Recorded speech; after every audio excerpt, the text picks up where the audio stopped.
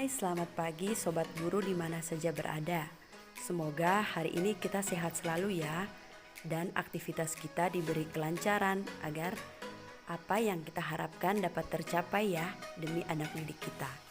Sobat Guru, di video kali ini saya akan membahas tentang desain pembelajaran universal atau Universal Design Learning.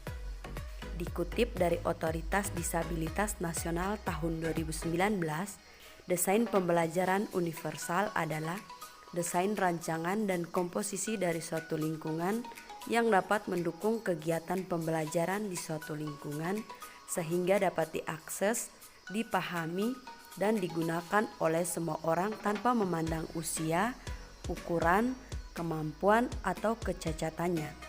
Menurut Orquist dalam bukunya yang ditulis tahun 2003, pada dasarnya Universal Design Learning adalah sebuah konsep pendidikan atau pendekatan untuk merancang metode pembelajaran, bahan ajar, kegiatan pembelajaran, dan prosedur evaluasi dalam upaya untuk membantu individu dengan perbedaan besar dalam kemampuan mereka untuk melihat, mendengar, berbicara, bergerak, membaca, menulis, memahami bahasa, hadir, mengatur, terlibat, dan mengingat. Sebagai seorang pendidik, kita harus mampu menjadi fasilitator bagi peserta didik kita. Pada umumnya, desain pembelajaran sama seperti yang telah diterapkan selama ini. Desain pembelajaran harus mampu mempertimbangkan prinsip-prinsip, misalnya karakteristik siswa dan lingkungan sosial, ketersediaan buku, kemampuan siswa, dan pastikan sasaran pendidik dapat terlayani dengan baik dan memiliki kesempatan untuk berhasil sesuai dengan desain yang telah dibuat. Universal Design Learning memberikan akses yang sama terhadap pembelajaran, tidak hanya akses yang sama terhadap informasi. Hal ini memungkinkan peserta didik untuk memilih metode yang paling tepat untuk akses informasi.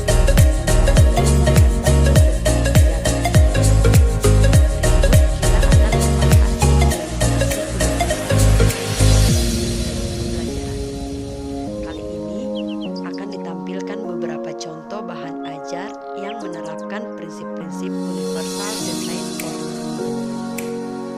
Seperti telah dijelaskan pada bagian sebelumnya, bahwa penerapan Universal Design Learning pada bahan ajar mencakup beberapa hal seperti ketersediaan bahan cetak, konten digital, bahan ajar visual, dan bahan ajar audio. Sebagai fasilitator, kita harus mampu memfasilitasi peserta didik kita. Misalkan, terdapat seorang siswa di dalam kelas yang memiliki hambatan di dalam membaca. Terkait dengan materi yang membutuhkan pemahaman konsep, ada permasalahan tersendiri bagi siswa yang memiliki hambatan di bidang tersebut. Hal ini dikarenakan karena konsep-konsep tersebut umumnya disajikan dalam bentuk teks seperti pada pembelajaran sejarah. Nah, di sini kita harus mampu memberikan atau menyajikan media apakah yang cocok dalam mengatasi masalah tersebut. Kita menayangkan video serta audionya sehingga siswa yang mengalami hambatan membaca tersebut dapat memahami pengetahuan atau konten materi yang disediakan dalam ketersediaan bahan ajar digital sangat membantu permasalahan yang terdapat di dalam kelas.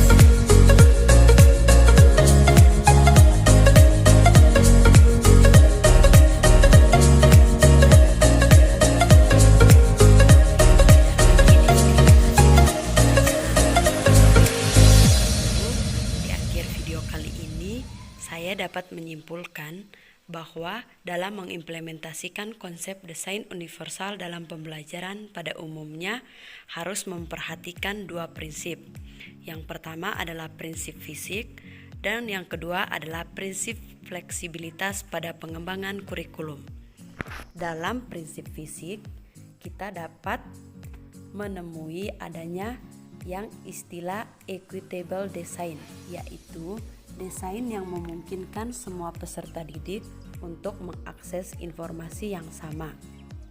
Yang kedua, bersifat fleksibilitas dalam penggunaan, yaitu desain yang bisa mengakomodasi berbagai preferensi dan kemampuan peserta didik. Yang ketiga, desain ini harus sederhana dan intuitif, yaitu mudah dipahami oleh peserta didik. Yang keempat, perceptible information, yaitu desain dalam mengkomunikasikan informasi yang diperlukan secara efektif terhadap pengguna melalui cara-cara yang sangat beragam, misalnya verbal, taktil, dan bergambar, terlepas dari kemampuan sensorik pengguna. Kemudian yang kelima ada toleransi. Artinya, desain yang meminimalkan bahaya dan resiko yang merugikan dari tindakan disengaja ataupun tidak disengaja. Yang keenam, low physical effort, yaitu desain yang dapat digunakan secara efisien, nyaman, dan tidak melelahkan. Ketujuh, pendekatan ukuran dan ruang dalam penggunaan, yaitu penyediaan ukuran dan ruang yang tepat disesuaikan dengan ukuran tubuh peserta didik, postur, ataupun mobilitas. Yang kedua, ada prinsip fleksibilitas pada pengembangan kurikulum. Dalam pendekatan Universal Design of Learning, materi pembelajaran yang mengakomodasi kebutuhan semua peserta didik dikembangkan sejak awal. Berikut untuk pengembangan kurikulumnya terdapat 3 prinsip, yaitu menyediakan beberapa alternatif sama sarana representasi, menyajikan informasi dan konten dalam cara yang berbeda atau beragam. Yang kedua, menyediakan beberapa alternatif sarana tindakan dan ekspresi sehingga semua peserta didik dapat menunjukkan dan mengungkapkan apa yang mereka ketahui. Dan yang ketiga, memberikan beberapa alternatif cara partisipasi, merangsang minat dan motivasi untuk belajar. Prinsip-prinsip Universal Design Learning ini dapat diterapkan untuk tujuan pembelajaran, metode, materi, dan penilaian. Nah, Sobat Guru, demikian saja materi sederhana yang dapat saya sampaikan saat ini ya. Kalau ada kurang dan lebihnya, semoga yang menonton video ini dapat memberikan saran dan masukan demi pengembangan pembelajaran di kelas atau di sekolah kita masing-masing.